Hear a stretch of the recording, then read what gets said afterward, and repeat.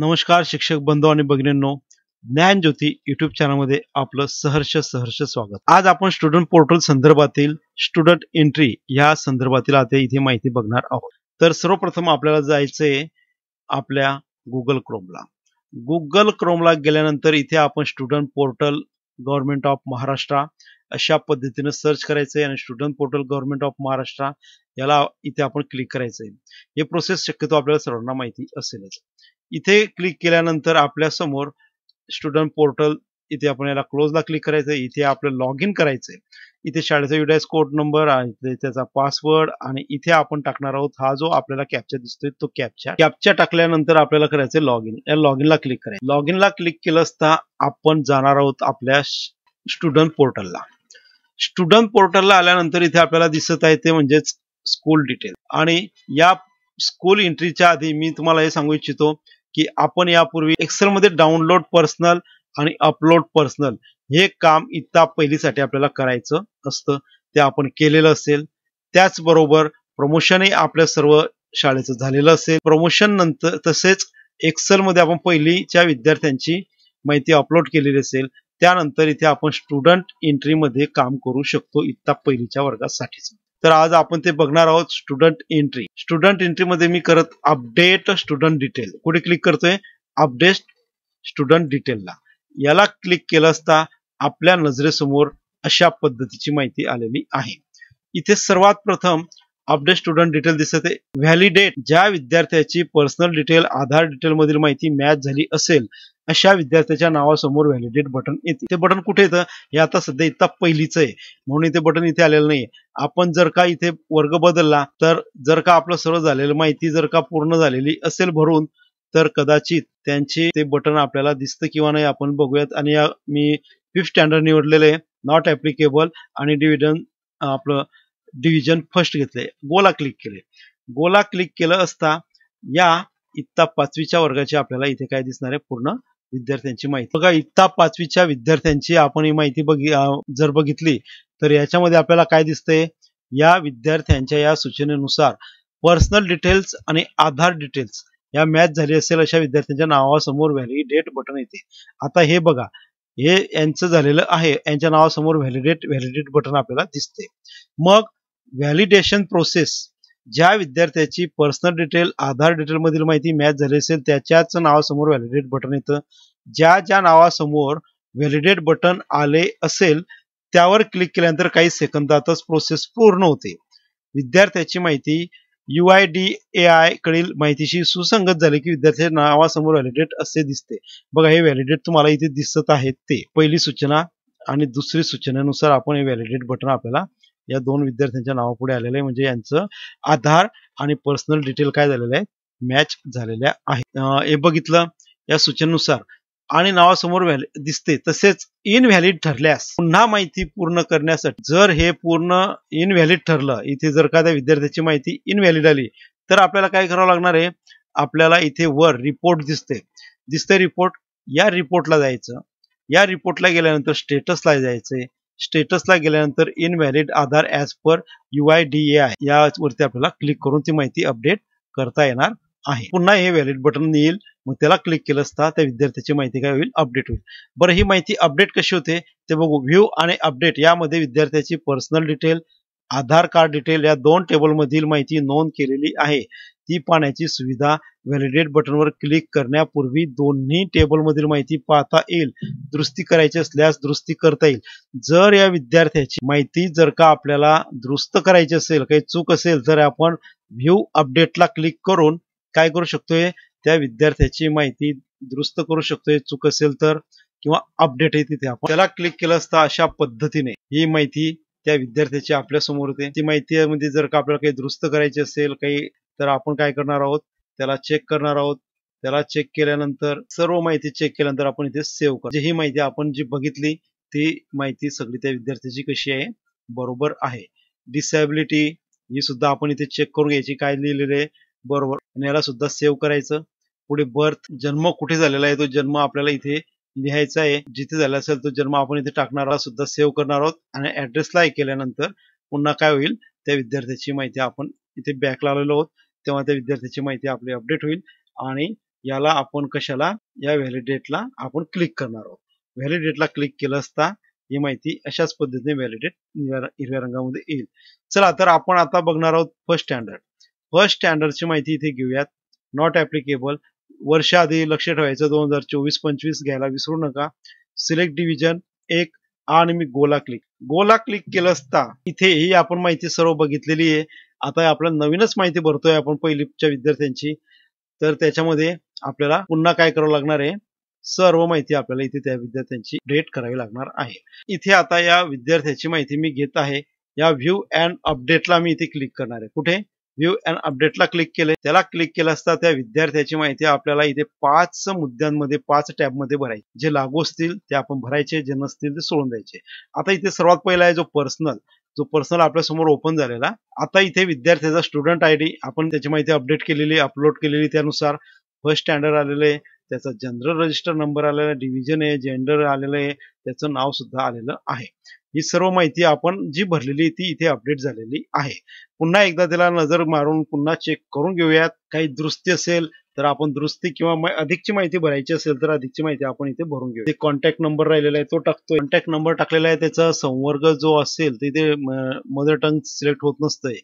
OBC घेतलेले बरोबर, आणि त्याच्यानंतर त्याची जात कोणती आहे तर ते आपण इथे निवडणार म्हणजे याच्यातनं घेणार आहोत. त्याची जात जी असेल त्या लिस्ट मधून आपण जात घेतो. बीपीएल असेल तर बीपीएल, येस नो असेल तर जे असेल ते करा.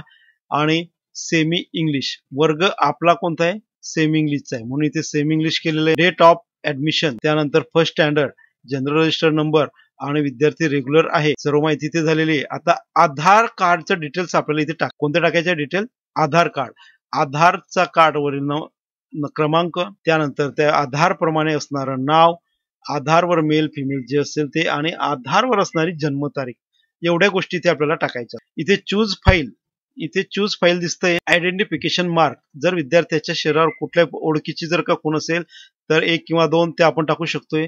चूज फाईल, इथे विद्यार्थ्याचा फोटो आपण अपलोड करू शकतोय. तो जेपी किंवा जेपीईजी या फॉर्मॅटमध्ये असला पाहिजे आणि तो 4 KB ते 50 KB या साईज असावा. जर जास्त साईजचा असेल तर फोटो रिसायझरचा वापर करून आपण त्याचा फोटो हा 4 ते 50 KB पर्यंत आणावा. आता इथे आपल्याला आधार डिटेल भरायचे. चला तर आधार डिटेल भरतोय. आधार प्रमाणे माहिती भरल्यानंतर इथे डेट, जन्म दिनांक निवडायची आहे, त्याचं वर्ष, जन्म वर्ष घ्यायचंय. जन्म वर्ष नंतर आपण जन्म महिना घेणार आहोत आणि त्या महिन्यातली तारीख आपण इथे आधार प्रमाण जे असेल ते टाकणार आहोत. इथे फोटो टाकायचा असेल, त्याचा आयडेंटिटी मार्क असेल तर टाका, नसेल तर सोडून दिलं तरी काही हरकत नाही.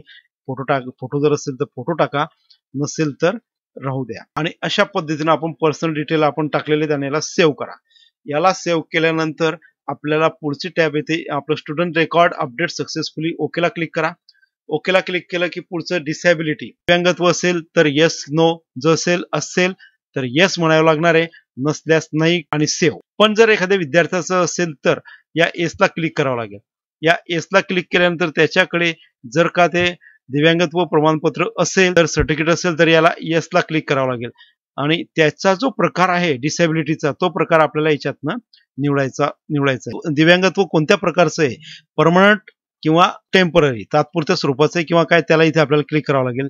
पर्सेंटेज किती आहे सर्टिफिकेट प्रमाणे आपल्याला इथे नोंदवावं लागेल आणि सर्टिफिकेटचा नंबर लिहावा लागणार आहे आणि कोणीच दिले त्याची ऑथॉरिटी ती टाकावं लागणार आहे. सर्टिफिकेट किती कोणत्या तारखेला दिले ती तारीख टाकावं लागणार आहे आणि इथे सर्टिफिकेटचा फोटो घेऊन त्याची एक PDF तयार करून साधारणतः 1 MB ची PDF आपल्याला इथे अपलोड करावी लागणार आहे आणि नंतर आपल्याला सेव्ह करावं लागणार आहे.